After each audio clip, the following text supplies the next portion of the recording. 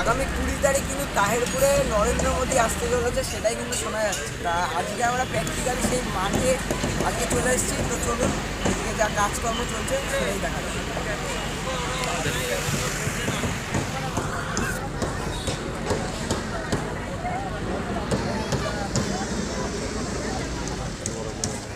Main যে stage যেটা রয়েছে, তো সেটাই কিন্তু এই ক্যাম্প যেরকম খাটানো হয়েছে এখানে, তো সেটার মধ্যে কিন্তু এখানে রয়েছে সেই স্টেজের কিন্তু কাজ চলছে। আর চারিদিকে কিন্তু এরকমভাবে তারা প্যান্ডেল এবং মানে রোদ যাতে না লাগে ওপরে একটা খাটিয়া টাইপের করা হয়েছে। এদিকে চারিদিকে কাজ চলছে।